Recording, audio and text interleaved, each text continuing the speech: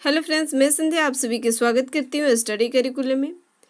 आज की जो क्लास है वो जीव विज्ञान का शिक्षण शास्त्र पेडागोजी ऑफ बायोलॉजिकल साइंस की क्लास है, जो बीएड थर्ड सेमेस्टर के कोड 112 बी के हैं।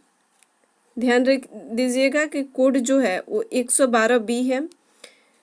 चलिए क्लास को स्टार्ट करते हैं और सबसे पहले आप लोग क्लास को फटाफट सभी दोस्तों के बीच शेयर कर दें। जो साथी इस क्लास को पहली बार देख रहे हैं, स्टडी करिकुलम चैनल को सब्सक्राइब कर लें, और जो पहले से सब्सक्राइब किए हुए हैं उनको तहे दिल से धन्यवाद। चलिए क्लास को स्टार्ट करते हैं। आज की क्लास जो है वो बहुत ही महत्वपूर्ण क्लास है, पूरे एक्सप्लेनेशन के साथ में बताया गया है। ये पहले से आप लोग पढ़े हुए हैं तो थोड़ा इजी है। क्लास को अंतिम तक जरूर देखिए और चलिए क्लास को स्टार्ट करते हैं। फर्स्ट है विज्ञान का उत्पत्ति। विज्ञान का उत्पत्ति जो है option A science, option B जो है साइंटिफिक शब्द से हुई है, ऑप्शन सी जो है साइंटिस्ट शब्द से हुई है, ऑप्शन डी जो है सिंटिया शब्द से हुई है। तो इसका राइट आंसर क्या हो गया?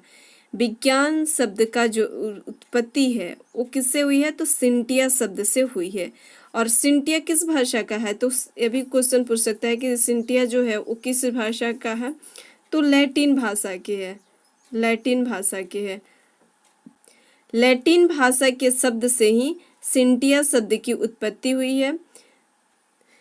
विज्ञान शब्द की जो उत्पत्ति है वो लैटिन भाषा सिंटिया से ही इसकी उत्पत्ति हुई है। और इसका अर्थ क्या होता है? इसका अर्थ होता है सीखना। सीखना या जानना। सीखना कहिए या जानना कहिए। To knowledge, to know. अब नेक्स्ट देखते हैं, नेक्स्ट प्रश्न। नेक्स्ट है विज्ञान व्यवस्थित निरीक्षण एवं प्रयोग को समाहित करके ज्ञान की एक शाखा है। विज्ञान जो है वो व्यवस्थित निरीक्षण एवं प्रयोग को समाहित करके ज्ञान की एक शाखा है। किसने इसको स्पष्ट किया था? ऑप्शन ए जो है ऑक्सफोर्ड शब्दकोश ने, ऑप्शन बी जो है शिक्षा शब्दकोश ने, ऑप्शन सी जो है गुंच ने, ऑप्शन डैम्पियर ने। तो इसका राइट आंसर क्या हो जाएगा? ए हो जाएगा, ऑक्सफोर्ड शब्दकोश ने। शिक्षा शब्दकोश ने क्या कहा था? शिक्षा शब्दकोश ने कहा था कि विज्ञान जो है वो क्रिया के रूप में विज्ञान के माध्यम से प्राप्त एक व्यवस्थित ज्ञान है। क्रिया के माध्यम से, किसके माध्यम से? तो क्रिया के माध्यम से जो प्राप्त एक व्यवस्थित ज्ञान है विज्ञान। और गुंच ने अपने शब्दों के अनुसार स्पष्ट किया कि विज्ञान जो है वो घटना विशेष के कारण तथा प्रभाव के मध्य संबंध विषयक ज्ञान का क्रमबद्ध अंग है। उसका विषयक जो ज्ञान है उसका क्रमबद्ध अंग है।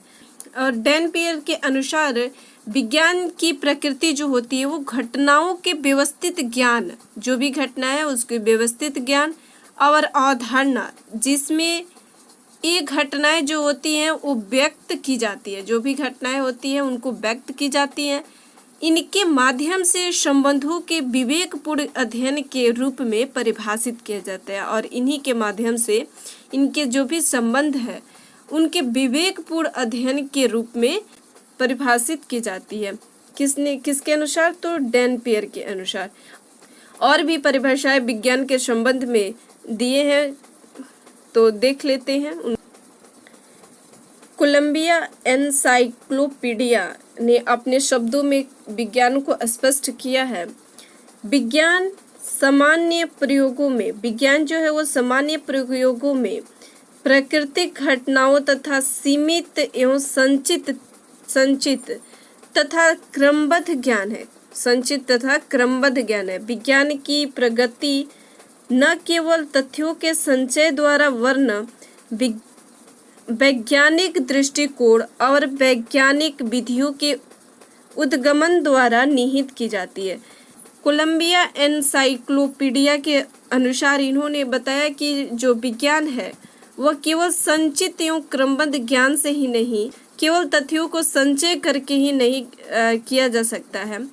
इसका वैज्ञानिक दृष्टिकोण और वैज्ञानिक विधियों का उद्गम के द्वारा भी इसमें निहित किया जाता है, कोलंबिया एनसाइक्लोपीडिया के अनुसार। नेक्स्ट देखते हैं, डेम्पियर के अनुसार, अभी हम लोग देखे थे, डेम्पियर के अनुसार विज्ञान की प्राकृतिक घटनाओं के व्यवस्थित ज्ञान और अवधारणाओं जिसमें एक घटना व्यक्त की जाती है, जिसमें जो घटना है उसको व्यक्त की जाती है, के माध्यम के विवेकपूर्ण अध्ययन के रूप में परिभाषित किया जा सकता है। इसके जो भी विवेकपूर्ण अध्ययन है उसको परिभाषित किया जा सकता है डेम्पियर के अनुसार। गुंज के अनुसार यहाँ पर इंग्लिश में भी दिया है, जिसको इंग्लिश में देखना है इंग्लिश में देख लीजिएगा। गुंज के अनुसार इन्होंने बताया कि विज्ञान का घटना विशेष के कारण, विज्ञान के घटना के विशेष के कारण तथा प्रभाव के मध्य, जो भी प्रभाव है उसके मध्य संबंध विषयक ज्ञान का क्रमबद्ध अंग है। जो भी घटना है विशेष, जो भी घटना विशेष है उसके कारण और उसके जो प्रभाव है उसके मध्य विषयक ज्ञान का जो क्रमबद्ध अंग है वही विज्ञान है। किसके अनुसार? तो गुंज के अनुसार। अब नेक्स्ट प्रश्न देखते हैं, निम्न में से विज्ञान की विशेषता है, विज्ञान की कौन सी विशेषता है यह देखना है। प्राकृतिक घटनाओं का अध्ययन, सृष्टि का क्रमबद्ध ज्ञान, दोनों कोई नहीं। तो क्या होगा इसका राइट आंसर? इसकी जो विशेषताएं हैं वो प्राकृतिक घटनाओं का अध्ययन तो किया जाता है, सृष्टि का क्रमबद्ध ज्ञान भी होता है, तो इसका दोनों सही है। इसकी और भी विशेषताएं देख लेते हैं कि और भी विशेषताएं क्या है। विज्ञान की जो विशेषताएं हो, प्राकृतिक घटनाओं का अध्ययन, विज्ञान की सृष्टि का क्रमबद्ध ज्ञान है, और विज्ञान जो है वो सृष्टि का क्रमबद्ध ज्ञान है। विज्ञान जो है व्यवस्थित तथा क्रमबद्ध ज्ञान है, व्यवस्थित भी है और क्रमबद्ध ज्ञान है। इसकी विशेषताएं जो है, विज्ञान घटना विशेष के कारण तथा प्रभाव के मध्य संबंध विषयक ज्ञान है। विज्ञान सूक्ष्म निरीक्षण, विश्लेषण और प्रयोगों के मध्य से प्राप्त क्रमबद्ध ज्ञान है। तो विज्ञान की इन सभी विशेषताओं से स्पष्ट हो जाता है कि विज्ञान जो है वह संचयी निरीक्षणों और प्रयोगों तथा इसकी जो संकल्पनाओं पर आधारित क्रमबद्ध एवं व्यवस्थित ज्ञान है। संचयी निरीक्षण पर, प्रयोगों पर और संकल्पनाओं पर। किस पे? संचयी निरीक्षणों पर, प्रयोगों पर और संकल्पनाओं पर आधारित क्रमबद्ध एवं व्यवस्थित ज्ञान है। जो प्रकृति की विभिन्न घटना, जो भी घटना घटती है उसके अर्थ को खोजने से संबंध है, यही इस विज्ञान की विशेषताएं हैं। वर्तमान समय में विज्ञान के शिक्षण हेतु नए समूचे बनाए गए। ऑप्शन ए भौतिक विज्ञान, जैविक विज्ञान, दोनों, डी कोई नहीं। तो इसका राइट आंसर क्या हो जाएगा? दोनों होगा, भौतिक विज्ञान और जैविक विज्ञान। भौतिक विज्ञान को भी 2 पार्ट में डिवाइड किया गया और जैविक विज्ञान को भी 2 पार्ट में डिवाइड किया गया। भौतिक विज्ञान जो हो गया वो फिजिक्स हो गया, केमिस्ट्री हो गया, और जैविक विज्ञान जो हो गया उसको, जैविक विज्ञान को जीव विज्ञान भी कहते हैं, और इसको 2 भागों में बांटा गया, एक होगा जूलॉजी और एक हुआ बॉटनी। इसको स्पष्ट देख लेते हैं। न्यू कंसेप्ट ऑफ साइंस को 2 पार्ट में डिवाइड किया गया था। फर्स्ट जो था वो भौतिक विज्ञान और सेकंड जो था वो जैविक विज्ञान, जिसको बायोलॉजिकल साइंस और इसको फिजिकल साइंस कहते हैं।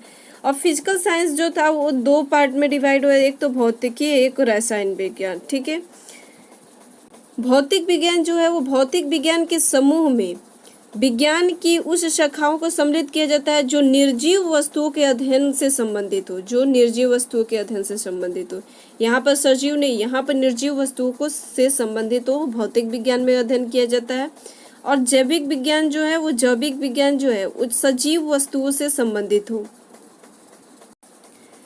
और शिक्षा शब्दकोश में भौतिक विज्ञान को इस प्रकार स्पष्ट किया गया है कि भौतिक विज्ञान घटना के भौतिक गठन और संरक्षण के विषय में व्यवस्थित ज्ञान है। संरक्षण के विषय में व्यवस्थित ज्ञान है, जिसमें रसायन विज्ञान, भौतिकी, खगोल विज्ञान, भूविज्ञान मौसम विज्ञान और इससे उत्पन्न जो विशिष्टीकरण के क्षेत्र सम्मिलित हैं। नेक्स्ट देख लेते हैं जैविक विज्ञान, देख लेते हैं बायोलॉजिकल साइंस। सन 1802 में लेमार्क और ट्रेविरेनस जो नामक दो वैज्ञानिक थे, इन्होंने जीव विज्ञान शब्द का प्रयोग किया था।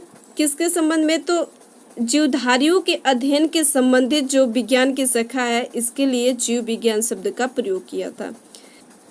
जीवित प्राणियों के अध्ययन के लिए जीव विज्ञान शब्द का प्रयोग किया होता है। जिसमें जीवित प्राणियों का अध्ययन होता है उसमें जीव विज्ञान शब्द का प्रयोग होता है। इसमें जंतु और पौधे दोनों सजीव होते हैं। यहाँ पर हमने क्या देखा? निर्जीव होते हैं। भौतिक में, फिजिकल साइंस में निर्जीव होते हैं और जैविक विज्ञान में, बायोलॉजिकल जो साइंस है, इसमें पौधे जो होते हैं, पौधे हुआ जो भी जीव होते हैं वो सजीव होते हैं। इसमें सभी पौधे जो सभी जीवों के अध्ययन को सम्मिलित किया जाता है। इसमें जो भी जीवित प्राणी है इसको सभी को इसमें सम्मिलित किया जाता है, इसलिए इसको लाइफ साइंस भी कहा जाता है। इसको क्या कहा जाता है? लाइफ साइंस भी। जैविक विज्ञान को लाइफ साइंस भी कहा जाता है। जीव विज्ञान शब्द का जो अंग्रेजी भाषा में बायोलॉजी का हिंदी रूपांतरण है। जीव विज्ञान जो है वो अंग्रेजी भाषा की बायोलॉजी का हिंदी रूपांतरण। बायोलॉजी शब्द का जो उत्पत्ति है वो ग्रीक भाषा से। बायोलॉजी शब्द, साइंस से हमने क्या देखा था? साइंस जो है वो किस भाषा से था? तो साइंस जो भाषा था वो लैटिन भाषा था। साइंस की जो भाषा थी, सिंटिया शब्द से उत्पत्ति हुई थी, वो किस भाषा से था? तो वो लैटिन भाषा से था। यहाँ पर बायोलॉजी शब्द के पूछ रहे हैं तो बायोलॉजी शब्द के किस भाषा से है संबंधित? तो ग्रीक भाषा से इसकी उत्पत्ति हुई है। और किस शब्दों से मिलकर बना है? तो बायोस तथा लोगोस शब्दों से मिलकर बना है। बायोस शब्द का जो अर्थ होता है वो लाइफ होता है, लोगोस शब्द का जो अर्थ होता है वो अध्ययन होता है। इन दोनों को मिक्स करके अगर सब बायोलॉजी शब्द का जो अगर अर्थ देखा जाए तो इसका अर्थ जो हो जाता है वो जीवन का अध्ययन होता है। बायोलॉजी का अध्ययन क्या होता है? तो जीवन का अध्ययन होता है। अतः जीव विज्ञान जो है वो जीवधारियों के अध्ययन से संबंधित है। जीव विज्ञान के अर्थ को जो न्यू इंटरनेशनल वेबस्टर डिक्शनरी में इसको स्पष्ट किया गया है कि जीव विज्ञान सामूहिक रूप से सजीव प्राणियों तथा वनस्पतियों की उत्पत्ति, संरचना, पुनरुत्पादन, जनन जिसको कहा जाता है, वृद्धि में विकास और जीवन का विज्ञान है। वृद्धि का विकास और जीवन का विज्ञान है, न्यू इंटरनेशनल वेबस्टर्स डिक्शनरी में। अब नेक्स्ट देखते हैं